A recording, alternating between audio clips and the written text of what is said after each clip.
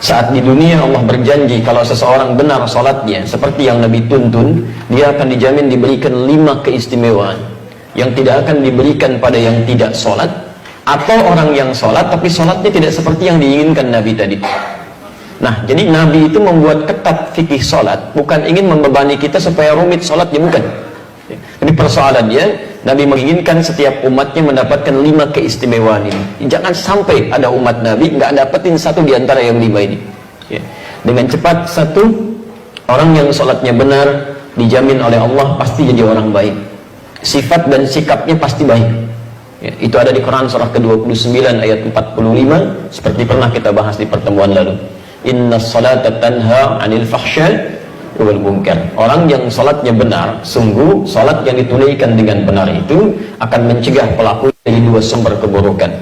Pertama, fahsya, yang diingkari oleh hati, sumbernya nafsu, syahwat, ya. Maaf, pornografi, porno aksi, zina, LGBT, itu fahsya. Ya, munkar, keburukan yang diingkari oleh jiwa, sumbernya nafsu perut dan akal. Merampok, membunuh, ya, maaf, mencuri, korupsi, narkoba, macam-macam, itu mungkar itu. Jadi mustahil ada orang sholat perilakunya buruk. Di Nabi menginginkan setiap orang sholat harus jadi orang baik.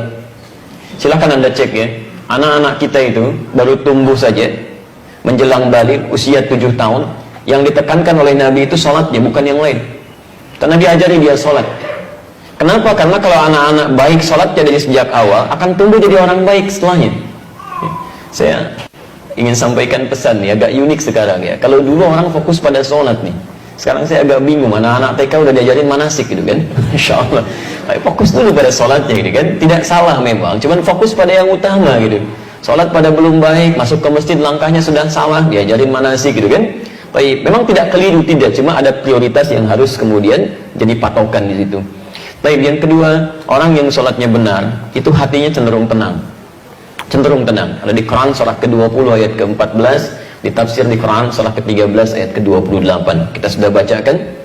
Wa aqimis salata lidzikri, tunaikan salat sebagai zikir kepada saya, kata Allah. Ditafsir di Quran surah Ar-Ra'd ayat ke-28, ala bidzikrillah tatma'innul qulub. Jika benar zikirnya kepada Allah, salatnya benar, maka dampaknya ke hati pasti tenang. Kalau hati Anda sudah tenang, dihadapkan pada masalah apapun akan biasa saja. Yang besar jadi ringan, yang ringan seakan tidak ada masalah gitu. Di orang-orang yang sholatnya baik menghadapi persoalan kehidupan, itu cenderung lebih nyaman, tenang gitu, nggak susah dia. Itu poinnya. Yang ketiga, orang kalau sholatnya benar dijamin langsung oleh Quran, seperti pernah kita bahas kemarin, ya, Allah akan jamin kemudahan hidupnya, bahkan rezekinya. Itu ada di Quran surah ke-65 ayat 2-3, ditafsir di Al-Baqarah di ayat yang sama 2-3. Wa may yattaqillaha yaj'al lahu makhrajan wa yarzuqhu min haitsu la yahtasib. Ya. Siapa yang bisa meningkatkan takwanya kepada Allah Subhanahu wa taala, takwanya tingkatkan, yaj'al lahu makhrajan, kami berikan jalan keluar, solusi dari setiap persoalan yang ia alami. Tolong garis bawahi lagi ya, sering kita lupa ini. Rumus menyelesaikan masalah itu mudah menurut Quran. Anda tingkatkan takwa, masalah Allah selesaikan. Semakin Anda tingkatkan takwa, persoalan lebih ringan. Orang-orang yang terus meningkatkan takwanya kepada Allah, maka akan diringankan kehidupannya oleh Allah. Bukan gak punya masalah, Bu ya. Sama, dia punya masalah. Cuman saat akan dihadapi, Allah sudah ringankan masalahnya, sehingga seakan-akan seperti gak punya masalah. Jangan Anda kira misalnya para ulama, ya, misal para kiai, para ustadz, atau orang-orang yang sebagian dekat dengan Allah nggak punya masalah. Mungkin banyak masalahnya, mungkin banyak. Kadang-kadang masalah orang juga ikut dipikirin juga gitu kan. Silakan Anda cek.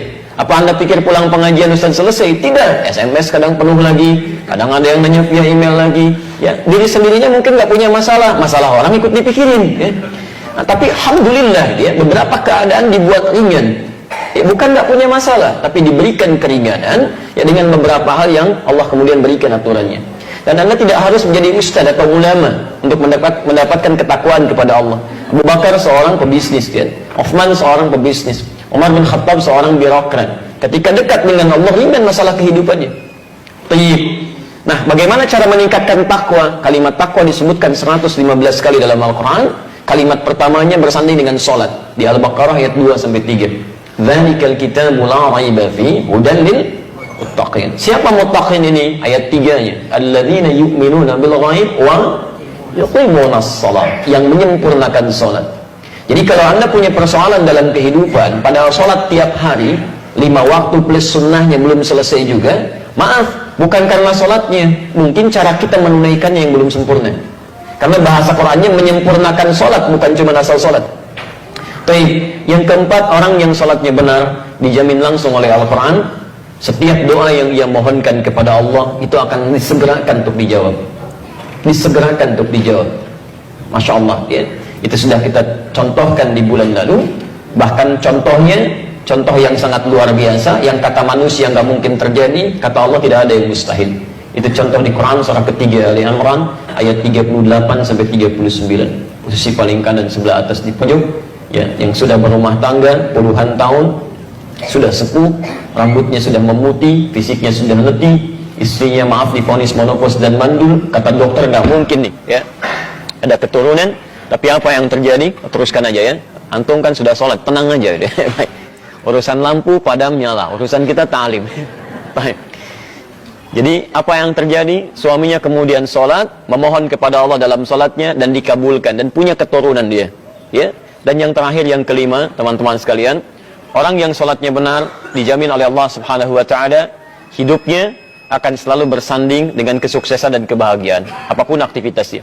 Itu ada di Quran surah ke-23 ayat 1 dan 2. Jadi Anda tidak diminta oleh Allah jadi apapun, silahkan aja sesuai dengan apa yang Anda kira-kira inginkan, selama itu baik.